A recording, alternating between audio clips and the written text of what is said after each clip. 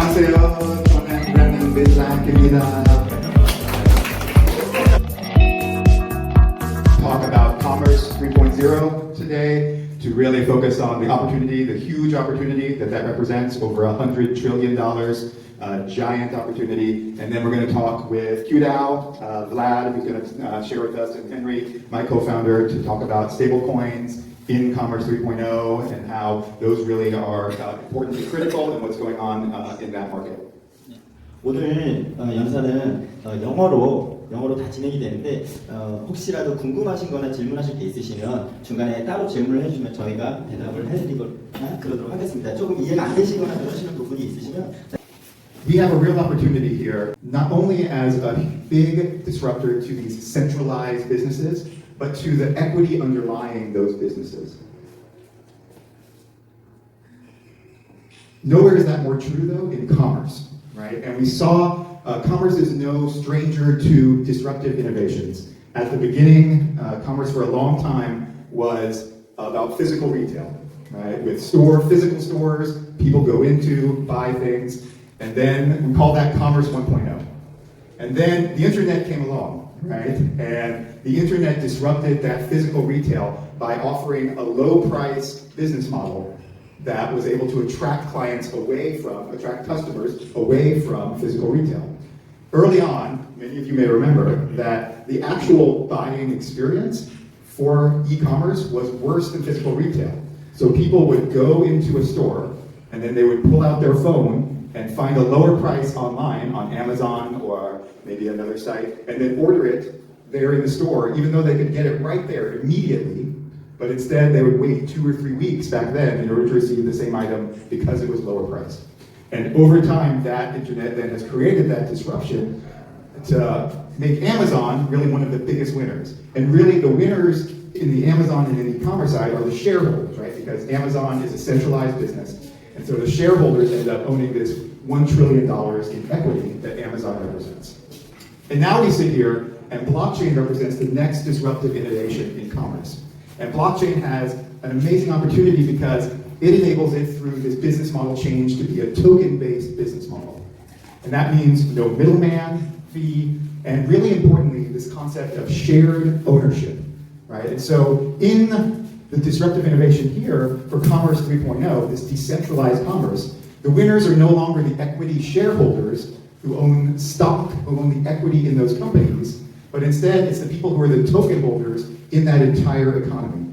And this represents a 10x opportunity then. Amazon worth $1 billion, right? The token holders have the entire economy's value that they are sharing ownership of, worth $10 trillion in value that those token holders then have at the economy.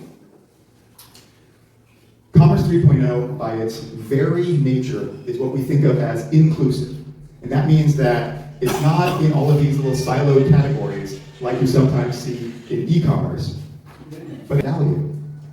And then within that, on top of that, then you have a bunch of decentralized marketplaces of many different product categories, right? So you've got crypto collectible kind of marketplaces like Rarebits and Wax. You've got whole decentralized exchanges like IDEX and others in that mode. You've got kind of the Airbnb decentralized model of B and crypto cribs. And so all of those are creating token-based businesses, decentralized businesses on top of that blockchain level, on top of those protocols, in order to create within that network different product categories that they focus on.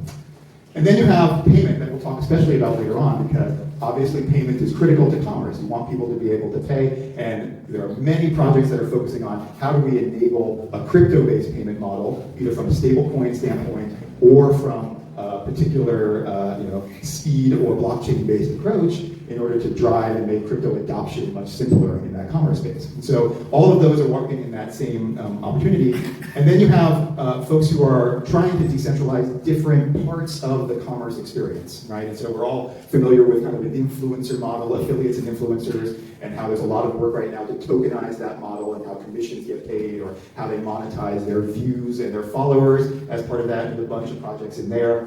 There's loyalty and reward, and so how do you get folks to basically take that concept of a loyalty point and tokenize that piece of it in order to make it so that's on the blockchain, more easily immutable and transferable and all the pieces that come with that. And then and very importantly, the reputation and customer data, because commerce creates a lot of data, right? And in this trustless environment that decentralized commerce represents, it also is important to think about how do you make sure that the sellers and the buyers and the communities have a high degree of trust and reputation in that network in order to make them be willing participants in commerce as part of that. And so when we think about Commerce 3.0, all of these projects are all contributing to the overall $100 trillion economy, because they're all helping to make buyers and sellers come together, to help influencers find products that they can promote to that, to help loyalty points make it even a stickier process by which more people want to buy more in the decentralized economy.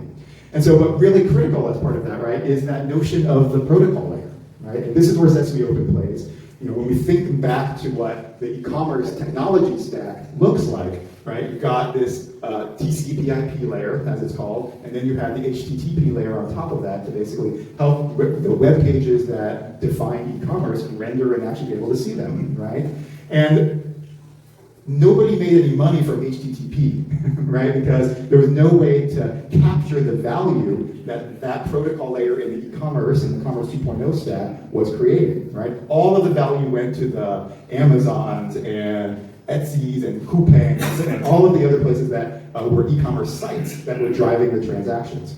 In the Commerce 3.0 tech stack, that's entirely different, because tokens let the value of that protocol get created and captured. And so this is a really exciting part of Commerce 3.0, where you have to be able to now not only create decentralized commerce at the top with some of those projects that we talk about, like decentralized marketplaces and loyalty projects and those, but the protocol layer itself provides an opportunity to create a tremendous amount of value, and in our opinion, the most amount of value, right? Because the protocol works across all of those different categories, right? And it works across all of the different blockchains, because commerce is not blockchain specific. Commerce is on Icon and Ethereum and Bitcoin and on Tron, and all of those blockchains want to have commerce applications and drive commerce transactions through them. But all of them need a protocol in order to help make that happen. And that is where Sesame Open steps into that void, right? Because it needs, a protocol is necessary to help those decentralized commerce projects work directly with the blockchain and take advantage of the blockchain technology and the disruptive innovation that it represents. So when we think about this, though, really a critical part of that protocol is thinking about what are the token economics in that protocol, different pieces to it. One is, if you think about the notion of these communities in Commerce 3.0, they have responsibility for, one, playing that influencer, incentivized reseller role, right? Because they have community members who they know and can curate products for, do hyperlocal pricing for. They know their communities in a way that no one else does. And so they can come in and basically create this community orientation at the local level. Right? And so we talked about that physical retail, they're kind of imitating that, right? I've got a community and I'm able to optimize locally for what that community wants to buy. And I find the products they want to buy and I create that model. But remember that the other part of Commerce 3.0 is not only are they locally maximizing their own profit then, but they own this, they share ownership of this whole network because they are token holders. And so not only then do they locally maximize from a community-oriented standpoint, but they also own the whole community, that whole network, through their token ownership.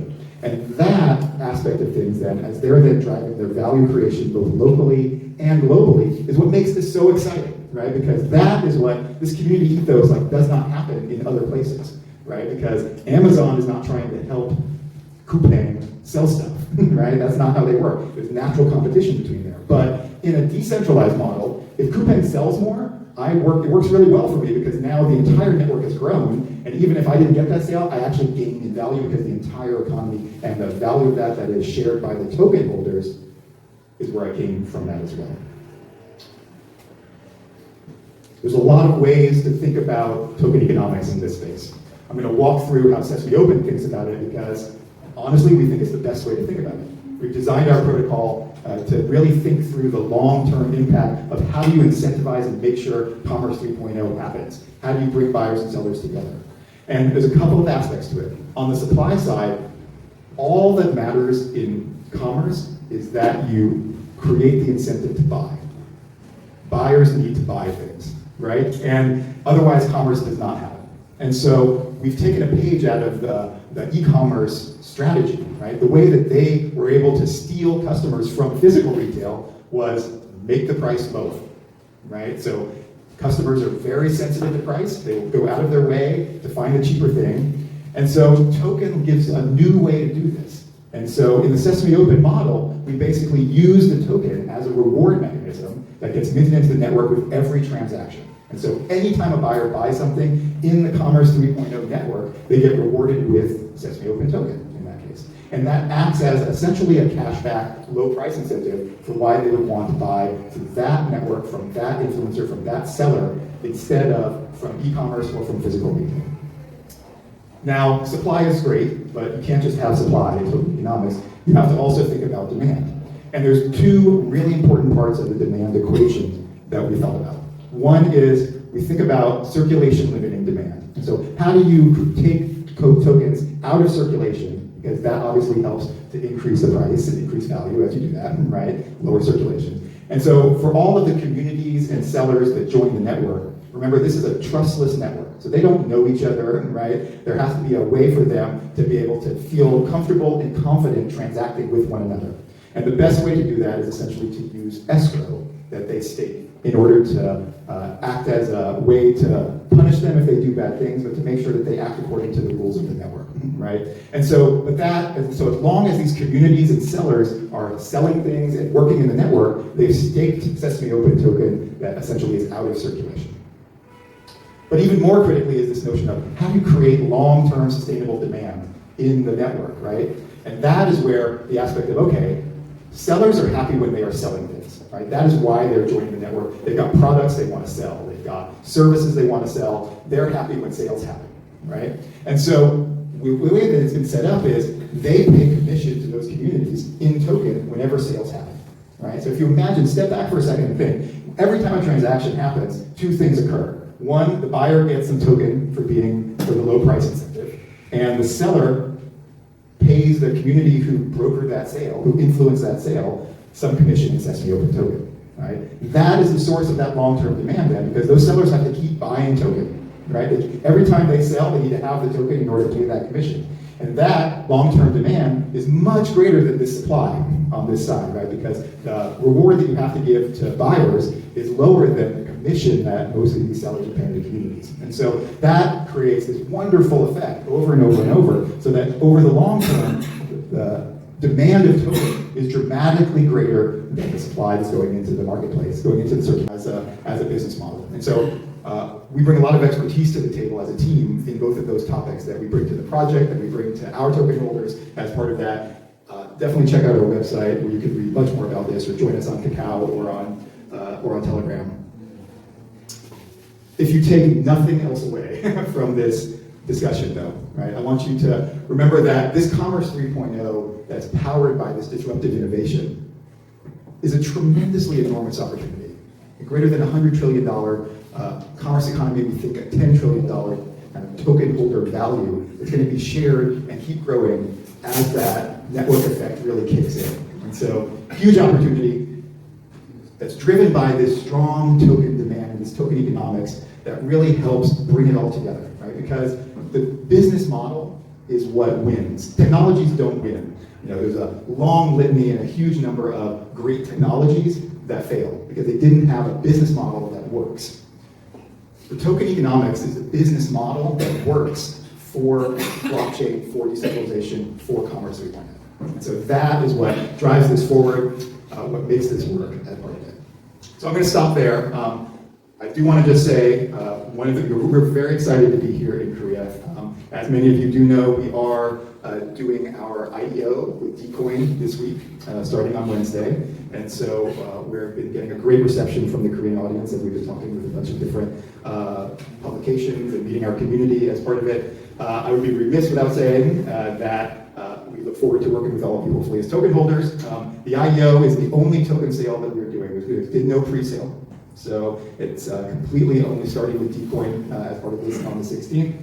And we really look forward to working with our community to drive this Commerce 3.0 story forward, because it's all about community for us as a project, it's all about community for Commerce 3.0. This is really the opportunity for us to that come together to basically be able to sell in a trustless environment. So the decentralized commerce part of it is these people basically are able to transact using the blockchain and using the protocol layer on top of the blockchain in order to buy, sell, and transact for any product category anywhere.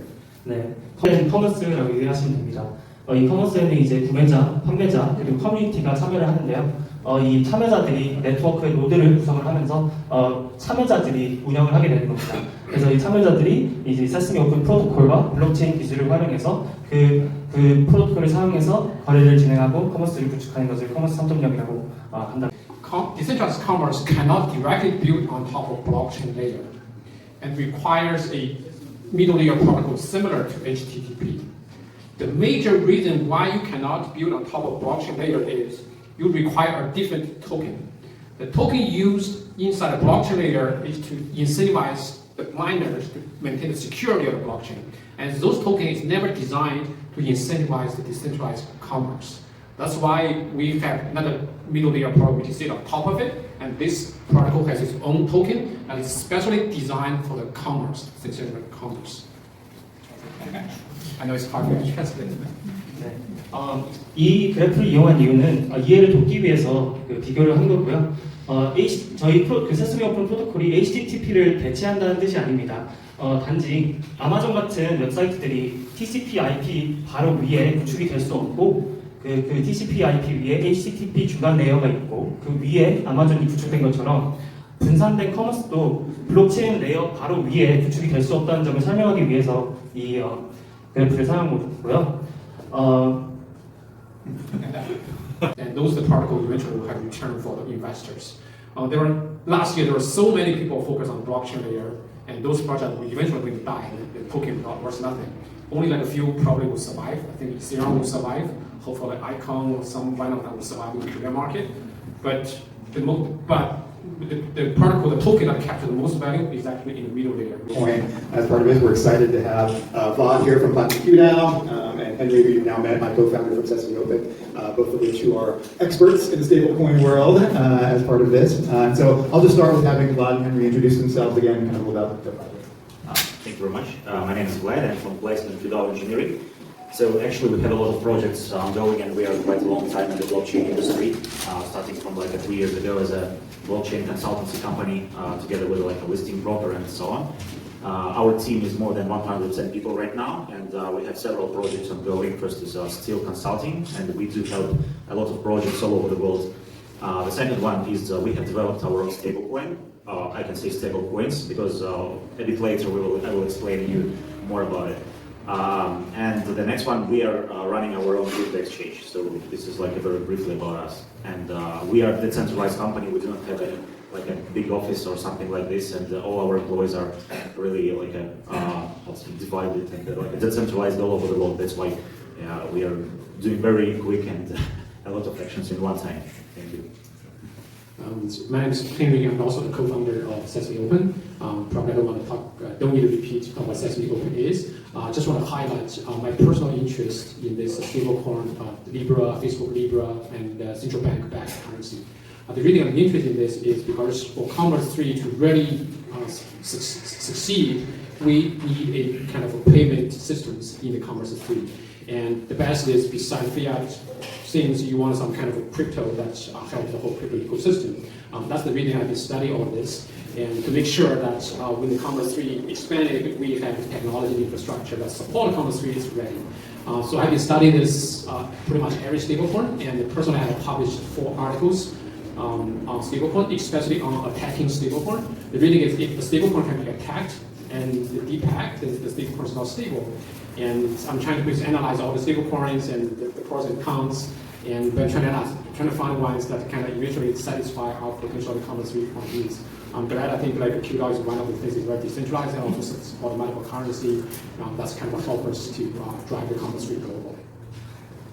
Excellent. And Vlad, we just talked about Commerce 3.0, obviously, and Henry gave his sense. Do you have anything from your perspective to add to the role that stablecoin plays in commerce and in centralized commerce? Of course, we have been developed the stablecoin because we believe in it. So such kind of projects marketplaces or wherever, and like an ecosystem which is around in the marketplaces is very much important. And also we realize that a lot of tokens and ordinary tokens are really hardly be used as a payment method inside of this in marketplaces. That's why we believe that the stablecoins there will be a big future and great future. The second thing is that not all stablecoins are very transparent and really people can trust them. A lot of stablecoins very popular right now. They're popular because of marketing and mass adoption. They're listed in a lot of exchange, but it doesn't mean that one day they cannot disappear from the world. That's why we have developed fully decentralized stablecoin, and everybody can trace the records, and and it works pretty transparent. So that brings up an important topic, I think, which is stablecoins, I think, are notoriously difficult to design and develop and get it right. And can you talk a little bit more about how QDAO has approached that? How you set yourself apart from other stablecoins and how they've done it? Yeah, that's absolutely true, because to get money from developing stablecoins is quite a hard thing, especially if you backed up a lot of money or gold or whatever in a bank account or somewhere else. It's just you just place that there, and the stablecoins are used by the merchants and the sellers and buyers. That's it. You cannot really get a lot of profit. Only if you can get very, very small difference between selling and buying and market fluctuation. So actually it's hard, but we have a bit different story. Together with a stablecoin, we have a governance coin. I will not say that this is some unique technology and we are the first on the market. There is more or less same stablecoin and project maker DAO, and actually it's a collateralized scheme. So when a customer who wants to use stablecoin, he brings his asset to the collateral and get back his stablecoin. He can use it, he can buy something for it, or he can trade it to get more stablecoins, and then he can get back his assets from the collateral. So this is how it works.